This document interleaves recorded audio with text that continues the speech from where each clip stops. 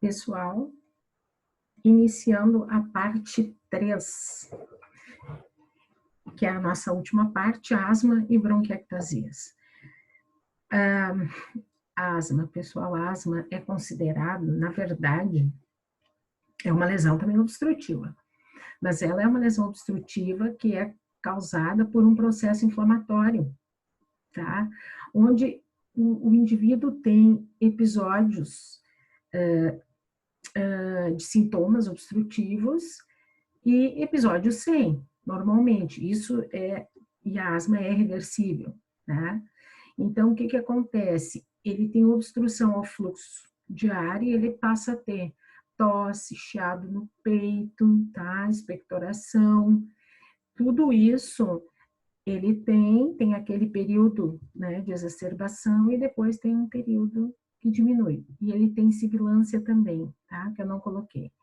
Então, aqui eu vou ter, ó, os assintomáticos, e isso representa uma obstrução de vias aéreas. Na verdade, o asmático, ele aparece em crianças, por exemplo, e na adolescência tendem a, né, se liquidar, tá? Em outras ocasiões permanecem. Bom, vamos ver o que tem pela frente. Opa, eu pulei errado. Então, é uma doença inflamatória. O paciente, normalmente a gente tem asma atópica, que é a asma que tem uma resposta a um agente alérgico. Existe a não atópica, tá?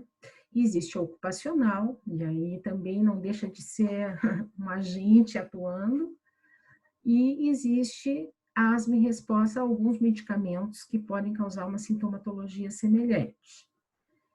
Então, ali eu coloquei alguns agentes, os irritantes químicos, a fumaça do cigarro, o ar frio e exercício também acabam fazendo com que exista esse episódio, né, de sintomas obstrutivos. Mas, assim, ó, um conceito que vem sendo mudado é que o que caracteriza realmente é um edema, uma broncoconstrição com estreitamento de luz e plug de muco, tá? Isso aí é a causa de o indivíduo ter uma obstrução e esse sintoma asmático, tá? Aqui é um brônquio normal, vocês veem o brônquio de um asmático, tá? Que ele fica mais obstruído. E depois, quando tem uma exacerbação, ou inclusive um mal asmático, que a gente chama que é quando é mais severo, tem um espessamento bem maior e o muco, né, aqui nessa outra figura a mesma coisa, mostra o espessamento e esse muco. Aqui é o espasmo que acontece, é a broncoconstrição, tá? Então, o processo inflamatório em si, ele já aciona os mecanismos que vão fazer o estreitamento das vias respiratórias. Então, existe um alergeno, tá? Esse alergeno, ele chega na via respiratória, ele vai se ligar a uma IgE, nos mastócitos. O mastócito é a célula que está ali, ó, esperando, tá? O mastócito sofre desgranulação e aí ele vai liberar mediadores inflamatórios. São vários mediadores inflamatórios, citocinas, que causam broncoconstrição. Esse é o primeiro ponto, tá? Bom, existe também a partir da desgranulação do mastócito, como é que eu fazia? Uma descarga muito grande de eosinófilo. E o eosinófilo é a célula mais característica da asma quando a gente vê alguma lâmina, tá? Ele vai produzir diminuição da função ciliar e células epiteliais. E existe um estímulo também das células nervosas que aumentam a broncoconstrição e produzem hipersecreção. Na verdade, é uma resposta de hipersensibilidade do tipo 1, tá? Que vai acontecer aqui. a gente tem o linfócito T auxiliar, o TH2, aí a gente tem a IgE, certo? E a gente tem, então, essa desgranulação, porque o eosinófilo também libera a proteína básica principal, que é muito importante para atuação, né, através dessas, como é que a gente fala, desses mediadores químicos que vão produzir a broncoconstrição. Então, mastócito, eosinófilo, linfócitos, T auxiliares e TH2, eles estão aí, tá? E é realmente a forma como as células, essas inflamatórias, elas atuam para causar. Então, existe um processo que é um processo imediato, que a gente viu, que é quando ocorre aqui, ó, o imediato, né, que é essa ligação do alergeno, isso quando a asma é atópica, tá? E existe uma fase mais tardia em que começam os eosinófilos a agirem. Mas nunca esquecendo que é edema, broncosecreção e hipersecreção de muco, isso fecha, tá? E além das crises serem episódicas. Por isso que ela é considerada reversível, né? Tá? Esse é um esquema, de novo, que mostra aqui um músculo aumentado, a secreção, né? Vamos ver o que mais. As bandas musculares aqui, né? Elas vão formando uma constrição que vai ficando com essa aparência. Então, existem os tampões de muco que vocês estão vendo aqui. Não dá para afirmar categoricamente, porque a gente já viu tampão de muco em outras condições, mas na asma tem esses tampões de muco e pode ter processo inflamatório, sendo que o parênquima está normal, é um processo que está cometendo aqui brônquios e bronquíolos. E de novo vem o nosso desenho esquemático, ó, alteração da integridade do epitélio, hipersecreção de muco, alteração na função dos cílios, na permeabilidade vascular. Agora eu estou lendo, né? Aumento da reatividade de músculo liso, dano e ruptura do ciliado. E ocorre deposição de colágeno, tá? Que vai espessar a membrana basal. Aqui, ó, nessa fase, o alergeno de novo, ele tá vindo, ele se une à IgE, né? E os mastócitos vão ser desgranulados por aí. Ao mesmo tempo, eles produzem uma contração do músculo. E aí a gente tem histamina, leucotrieno, tá? Um fator, um eosinófilo que age como um fator quimiotático também para neutrófilos. Os leucotrienos e a histamina causam mais broncoconstrição, certo?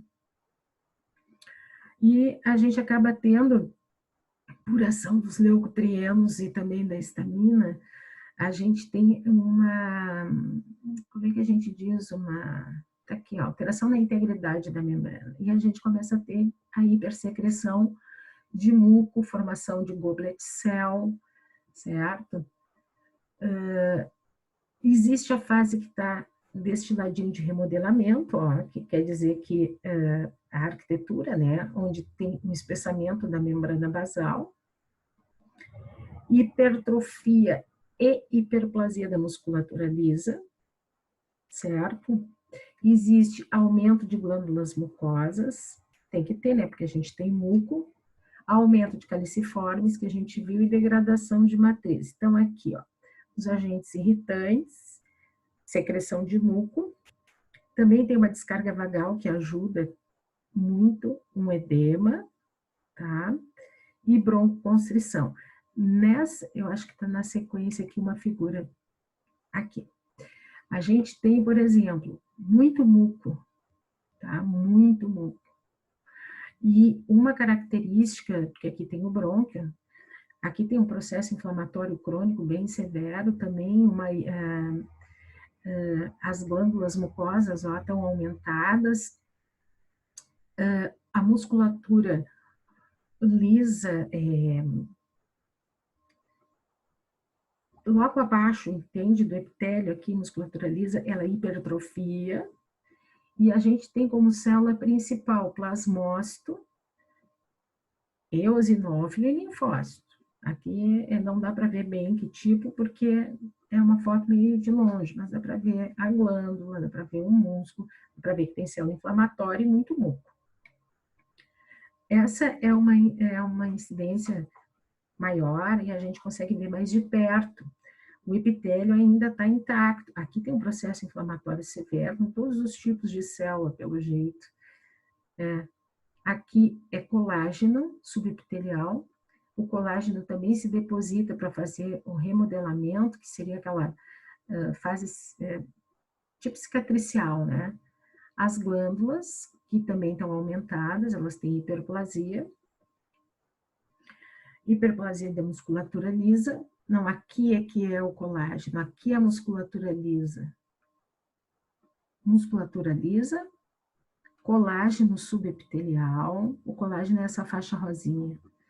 Célula inflamatória, hipertrofia e hiperplasia da camada muscular, porque tem muito processo inflamatório na muscular também. As glândulas aumentadas, tá? E só, chega, muita coisa para asma. Mas também não é um diagnóstico histológico. Ninguém fica fazendo biópsia para ver se é asma ou não. Quando aparece, ao acaso aparece. O diagnóstico é um diagnóstico clínico, tá? Clínico, radiológico, enfim. Mais de perto, aqui o epitélio, tá? Que também está secretando. A faixa aquela, eu não estou conseguindo ver aqui, talvez um pouco de colágeno. E essa célula com citoplasma rosinha, também não posso afirmar que seja só eosinófilo, porque o plasmócito é muito parecido. Mas a gente tem eosinófilo aqui, tem linfócito, que é o bem redondinho, tá? A camada muscular não está aparecendo, e ele tem muito bom. Então, a gente aqui só vê o epitélio e as células inflamatórias. De novo, a gente tem um brônquio, tá? Aqui um processo inflamatório bem severo em torno dele. Olha, o brônquio normal é outra coisa, hein? Muita congestão, mais de perto. Porque assim, ó, as células epiteliais, quando descamam, elas formam os corpúsculos de, eu nunca sei dizer o nome, Consilma, tá? E aqui a gente consegue ver os cristais de Charcot-Light, tá? Que seria quando se tem eosinófilos, tá? Aqui tem muito eosinófilo e eles acabam formando esses cristais junto com o tampão mucoso. Dá para ver que tem bastante eosinófilo, porque o citoplasma é bem avermelhado, Charcot-Light e os outros corpúsculos. Então, o eosinófilo, o eosinófilo, olha que bonitinho o neutrófilo, né? O neutrófilo, ele parece um C, uma lua minguante, é que ele é bilobulato, tá? E o eosinófilo. Então, eles desnudam, o eosinófilo acaba desnudando muitas vezes o epitélio e causando edema, tá? E também a broncoconstrição, ele libera a proteína básica principal, que também está associada a isso. Charcot-Light, que isso aqui já é microscopia eletrônica, tá? Que é grânulo de cristal que se forma, né, em pacientes que têm asma. Opa. Aqui, asma, mastócito, pode ser um mastócito. Aqui está o epitélio, um processo inflamatório, o mastócito é a célula sentinela, é a célula que está recebendo tudo, está ali de olho, e eles conduzem, né? Eles produzem as proteases e as citocinas, e provocam a dilatação arterial também. Então, é muito importante esse mastócito. que é bem parecidinho também com eosinófilo e plasmócito, mas é mastócito, tá? Bem perto da membrana basal. Ele tem receptor para IgE, né? Por isso que a gente recebe substância, o mastócito capta, vai lá, bota na IgE. E aí existe uma ligação com a IgE. Esse desenho tinha no outro, mas bem menor, né? Ele sofre desgranulação, né? Basófilo é outra célula que também permanece alguns dias no sangue. Basófilo é difícil de ver, mas ele cobre o núcleo. Então, já o que se às vezes ouve falar que é o estado de mal asmático é quando a gente tem uma broncoconstrição cada vez mais intensa e que não responde às drogas que se usa, vasodilatadoras, tá? Para interromper um ataque agudo de asma. Mas acho que o importante é saber, assim, que a asma é uma situação reversível, é um processo inflamatório crônico, tá? Mas um processo inflamatório que por si vai causar edema, broncoconstrição e produção acentuada de muco. A gente tem a asma atópica, que não é atópica, a asma ocupacional e a asma secundária a alguns medicamentos. A atópica é reação de hipersensibilidade tipo 1, e a gente tem mastócito, que sofre desgranulação, a gente tem IgE, linfócito T, a gente tem eosinófilo também, que sofre desgranulação, que vai liberar a proteína básica principal. Né? Os mastócitos também liberam citocinas, leucotrienos, histamina, e todas essas substâncias vão fazer com que aconteça esse processo de edema, de vasoconstrição, que os episódios eles tendem a ser reversíveis e principalmente usando medicamento, e com a idade, se é numa criança pequena, ele vai desaparecendo, tá? Existe na histologia hipertrofia de camada muscular. Existe também a hipertrofia ou hiperplasia, um aumento das glândulas mucosas, processo inflamatório contendo linfócito, plasmócito, eosinófilo, mastócito, basófilo, tá? Numa fase mais de remodelamento já tem depósitos de colágeno subepitelial, e existe célula caliciforme também, que vai secretar mais muco. Então, essas são as características da asma, tá? Eu botei fibrose cística aqui, mas fibrose cística já vem como um dos tipos de bronquiectasia, tá? Fibrose cística, só para a gente saber, é uma doença autossômica recessiva, e ela produz anormalidade em glândulas que produzem tanto suor, quanto saliva, quanto muco, quanto suco gástrico. Então, o muco, ele vai ficar muito mais viscoso. E no pulmão, o que ele vai fazer? Vai obstruir, né, a entrada do ar, por esse excesso de muco que acontece, que é a fibrose cística, tá? Dá infecção, dá mal absorção em outros órgãos, e o muco bloqueia, não permite que o saco alveolar, que chegue no saco alveolar e que ocorram as trocas gasosas.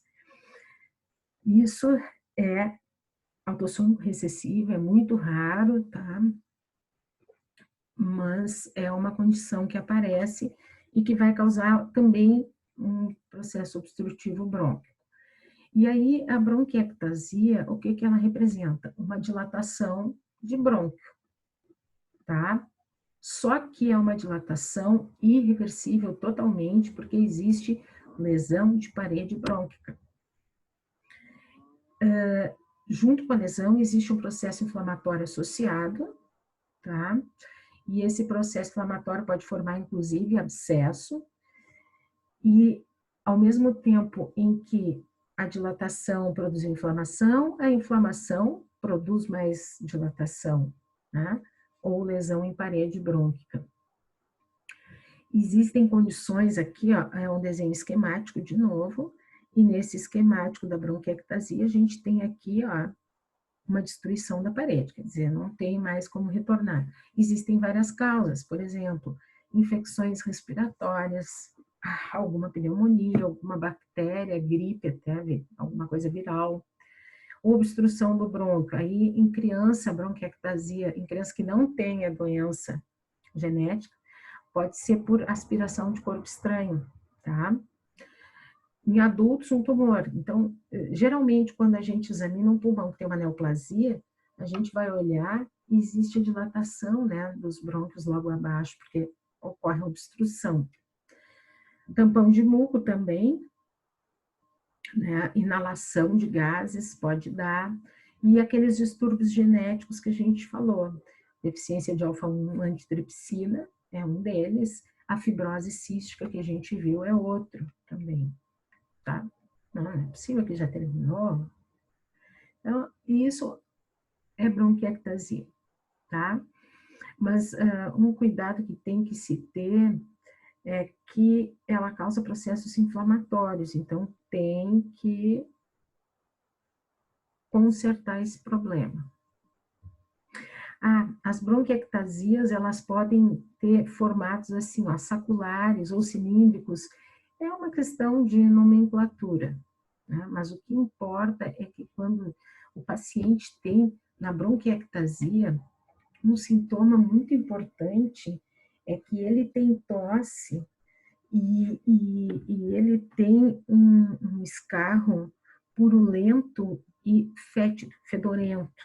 Essa é uma das características da bronquiectasia, porque ele forma aquela secreção dentro do brônquio, que dilatou, acaba inflamando, e ele vai tossir, vai eliminar uma secreção amarelada e mal cheirosa. Opa!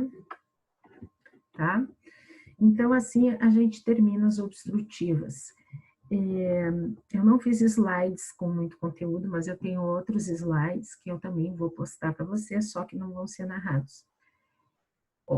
Que tenham mais alguma coisa, os outros são slides que seguem o roteiro do Robbins, tá? Para vocês poderem estudar. Então, pessoal, acho que era isso, tá? Dúvidas, certo? Vocês podem, eu sei que vocês têm tirado muitas dúvidas com o Rafael, mas se vocês quiserem, vocês podem escrever para mim. Eu custo um pouquinho para olhar o meu e-mail, mas eu olho, tá? E teve um colega, inclusive, que me solicitou certa vez, eu nem me lembro bem o que era, ele me fez uma pergunta. E aí eu enviei ali onde tem os avisos, eu enviei um material para ler. Agora uma outra colega também me fez uma pergunta sobre a aula de reparos, eu também enviei um material para ela. Eu acho que eu vou postar para vocês também, porque eu acho que às vezes a dúvida de um é a dúvida de outras pessoas. Vocês podem escrever para o e-mail, eu não olho sempre, mas eu olho, tá? E aí a gente tira as dúvidas. E o que mais? Vocês queriam muito a...